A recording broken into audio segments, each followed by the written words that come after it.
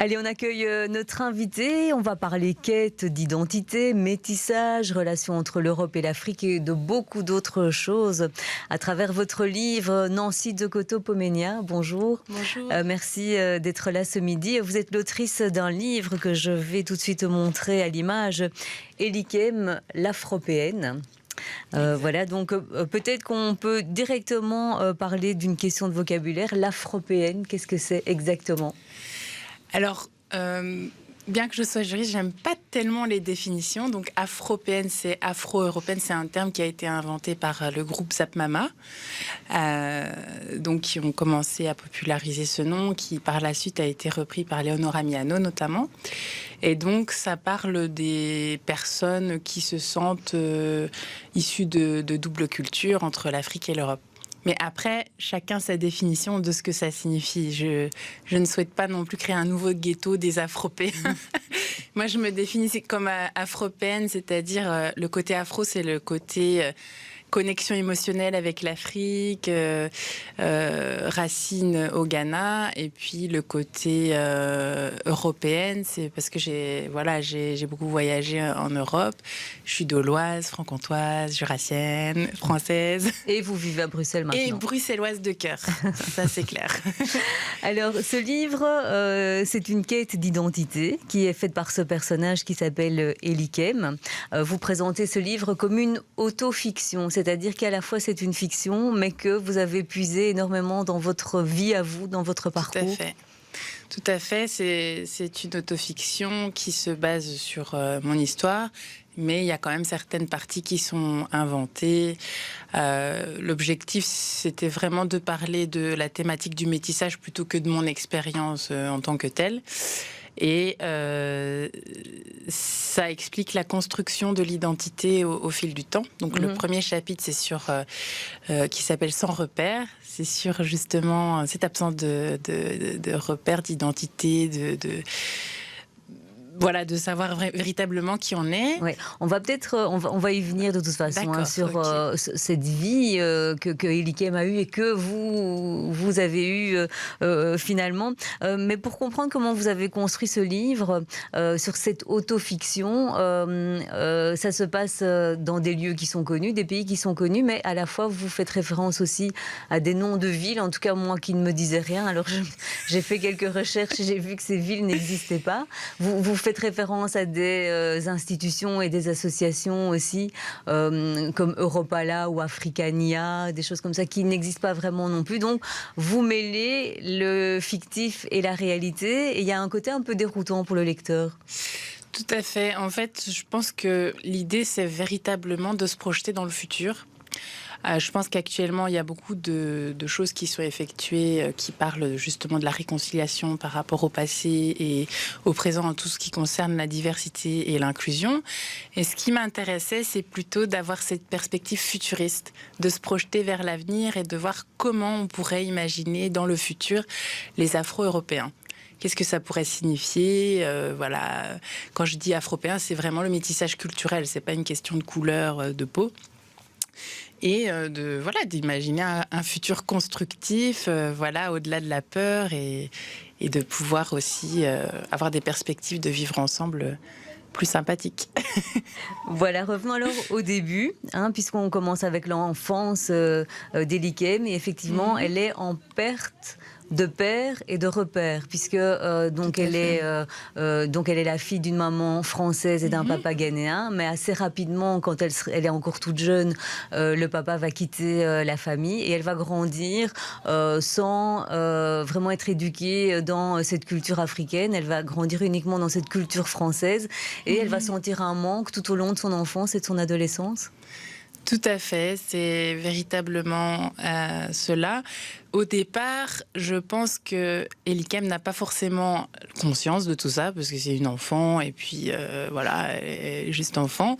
Et puis progressivement, à travers le regard des autres, à travers la différence notamment capillaire ou de couleur de peau, elle se rend compte qu'elle est différente. Et d'où le besoin à un moment donné de partir à la recherche de son identité, puisque Elikem a l'impression d'avoir, comme si on lui avait arraché une partie d'elle-même qu'elle avait besoin de retrouver. Et tant qu'elle grandit en France, elle fait un petit peu aussi l'apprentissage malheureusement de ce que peut être le racisme et de la manière dont la différence peut être vue. Oui, je pense que c'est véritablement, enfin dans le livre, il y a une scène notamment lorsque Elikem se fait interpeller par un groupe de skinheads. Donc, ce qui est assez étonnant parce qu'Elikem ne se rend pas forcément compte, comprend pas forcément pourquoi tout d'un coup on lui dit de retourner dans son pays alors que finalement son pays, c'est la France, elle a pas forcément connu son pays d'origine.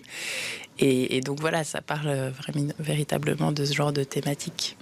Et donc il y a aussi tout ce sentiment de colère qu'elle peut ressentir vis-à-vis du père qui est parti, qu'il a abandonné elle et son frère aussi en l'occurrence. Et là il va falloir aussi faire tout un cheminement pour arriver à une forme d'apaisement, de pardon.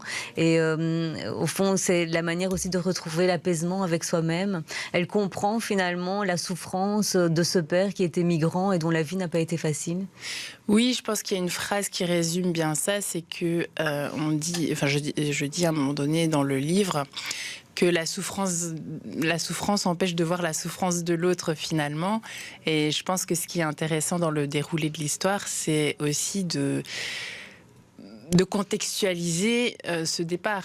Et donc d'être plutôt dans un processus de réconciliation et de compréhension aussi de à quoi donc une personne qui n'est pas française d'origine est confrontée. Voilà. Donc, alors, parlez-nous justement parce que on parle d'Elikem, on parle de vous, on sait que vous avez puisé beaucoup de votre vécu. Comment vous avez vécu cette découverte alors de l'Afrique et de cette famille de votre père que vous avez rencontré quand vous étiez, je ne sais pas à quel âge vous aviez, 17 ans ou peut-être un peu plus jeune? Oui, donc la communauté ghanéenne à Moissy-Cramayel, je l'ai découvert vers l'âge de 14 ans. Donc, ce qui était intéressant, c'était d'exprimer aussi mon expérience par rapport à cette découverte, parce que moi, je venais d'une toute petite ville de province, et donc c'était pour parler de la construction de l'identité. Donc, il y avait des mal-être, par exemple la nourriture, genre la sauce gombo, là, un peu gluante, manger avec les doigts, les choses comme ça. La danse aussi, pas forcément à l'aise dans les mouvements. Et puis l'aspect aussi plus fun, l'ambiance, la musique, la communauté, la solidarité. Donc ça, c'est pour mon expérience parisienne. Et oui, dans la famille de votre père à Paris. Oui. Voilà, c'est ça. Et au Ghana, donc, ce qui est intéressant aussi à travers mes voyages en Afrique, bon là c'est un mélange entre la fiction et la réalité, c'est justement cette déconstruction des stéréotypes. Je pense qu'il est intéressante parce que j'avais plein d'images préconçues sur l'Afrique, dans les contes avec les lions et le roi de la jungle. Et finalement, je me rends compte que c'est pas ça, quoi. Et donc il y a par exemple des villas assez bourgeoises, les femmes, je pensais qu'elles étaient assez soumises, mais finalement quand j'ai vu ma tante, c'était pas du tout le cas. Vraiment en mode businesswoman, mais on peut pas faire plus businesswoman. Et donc vraiment il y a tous ces stéréotypes qui sont tombés, notamment il y a beaucoup de pays en Afrique qui se développent énormément. Et ça, je pense que c'est important de le dire parce que c'est pour aussi diffuser peut-être cette peur. Parce que je pense que quand l'Afrique va peut-être se réguler, ce sera des rapports plus apaisés, plus tranquilles, et c'est aussi pour donner une perspective plus joyeuse, quoi. Est-ce que ça vous facilite, j'imagine, dans certains moments de votre vie, quand on vous confronte à votre métissage, d'avoir porté aussi à un moment dans votre vie certains préjugés et que certaines personnes peuvent avoir sur l'Afrique, pour justement aider ces personnes à les déconstruire, le fait d'être passé par là? Oui, parce qu'au final, je veux dire, on est des êtres humains, on n'est pas censé tout connaître, surtout, et donc moi je suis passée aussi par là, je connaissais pas, je savais pas non plus qu'en Afrique, il n'y avait pas que des conflits, quoi. Donc, et pourtant, il y a plein d'Afriques où ça se passe très bien. Je sais pas, moi, par exemple, au Rwanda, il y a des cités high-tech, au Kenya, il y a des grands parcs. Enfin, je veux dire, ça n'a rien à voir avec ce qu'on peut s'imaginer. Et donc, ça m'aide forcément de passer ce message, puisque moi-même, j'ai eu ces idées préconçues. Quand vous parliez des relations apaisées, d'une situation apaisée en Afrique, dans votre livre, vous parlez d'une capitale de l'Afrique qui s'appelle l'ISEA. Oui. Ça fait partie un petit peu de cette vision utopique que vous avez dans le livre. Sur quel aspect par rapport à l'ISEA? Parce que vous comparez l'ISEA à Bruxelles, Bruxelles capitale de l'Europe et l'ISEA capitale de l'Afrique, comme si tous les pays, enfin c'est l'impression que ça me donnait à moi, comme si tous les pays africains avaient réussi à tous s'entendre pour créer aussi comme une union. Oui, donc il y a un côté utopie, hein, soyons bien clairs, mais j'espère quand même un côté aussi anticipation, parce que je pense qu'il y a des aspects aussi sur tout ce qui touche à la réconciliation qui peuvent aussi, je l'espère, se concrétiser. Et quand je parle d'apaisement, je parle plus du fait de se libérer du poids émotionnel du passé, notamment dans cette relation des fois entre les deux continents, qui aussi se retranscrit dans la société européenne. Alors justement, pour parler du poids émotionnel du passé, là où vous avez ressenti énormément d'émotions, c'est quand vous avez visité des lieux en lien avec des lieux historiques, en lien avec l'esclavage. Là, ça a été un moment très important aussi dans votre découverte de l'Afrique.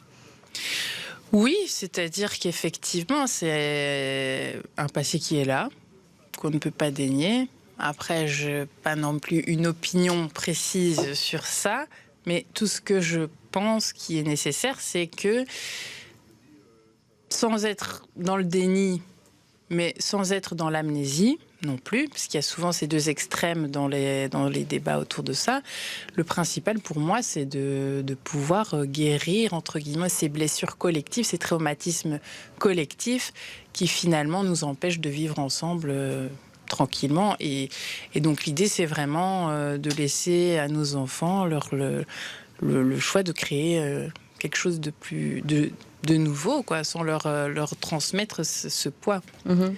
Mais il n'empêche que quand vous avez côtoyé avec le travail que vous avez fait, les stages que vous avez pu faire dans les différentes associations, vous avez fréquenté le milieu expat et vous trouvez que par moment, il y a quand même des relents de colonialisme dans ce fonctionnement des expats dans les pays africains? Pas de tout le monde, hein, pas de la part de tout le monde. Oui, je pense que c'est vraiment... c'est plus compliqué, quoi. Je veux dire, c'est comme partout, il y a des gens qui sont plutôt dans un rapport de force, et puis d'autres qui ont vraiment une véritable envie de changer les choses, d'aider l'Afrique, qui le prennent très très à cœur également. Donc il y a vraiment les deux, c'est-à-dire que il y a des rapports encore inégalitaires. Mais il y a aussi des gens qui sont de bonne foi. Donc, il y a vraiment les deux aspects, je pense. Alors, vous nous parliez justement des femmes, mais il y a des ancêtres africaines, et notamment les arrière-grand-mères, qui sont un peu des exemples pour vous de femmes qui ont été combatives. Et ce livre, c'est aussi un petit peu toute une réflexion sur la condition de la femme, quelque part, oui. Oui, tout à fait. Il y a la dimension féminine afropéenne, puisque c'est pas seulement le côté métissage des Likem, c'est aussi sa dimension féminine, comment elle est perçue en tant que femme métisse en Afrique et en Europe. Et donc, il y a cette quête, cette recherche de femme de son passé pour comprendre qui elle est et quel est cet héritage par rapport à son positionnement dans la société. Donc, notamment dans son côté français, et puis son côté aussi ghanéen. Donc, c'est ça qui... Ouais. Et peut-être pour conclure alors en quelques mots, parce que c'est vraiment aussi un message d'espoir que vous avez envie de faire passer dans ce livre et que vous faites passer notamment à vos enfants. Enfin, je ne sais pas si ce sont les vôtres ou ceux des Likem. J'imagine que c'est un peu pareil. Et ce message que vous avez envie de leur faire passer, c'est lequel ? Et aux autres enfants finalement qui vont se côtoyer dans l'avenir. Alors, pour le coup, là, le poème, c'est vraiment pour mes enfants et aussi pour d'autres enfants. Mais le message, c'est que finalement, j'ai utilisé un poème de Khalil Gibran qui dit que nos enfants ne sont pas nos enfants.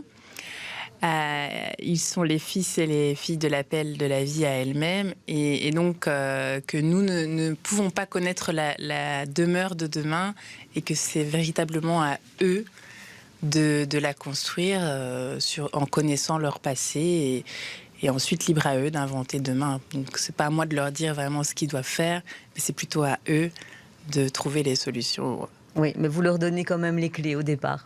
Voilà, je leur donne des petits tips, mais après je leur dis voilà, je pense que la réconciliation pour moi est le plus important et que l'énergie plutôt positive d'amour est plus forte que la haine et la colère. Voilà. Eh bien, merci Nancy Zoccotto d'avoir été notre invitée aujourd'hui. Donc, je rappelle le titre de votre livre et je le montre, Elikem, l'Afropéenne.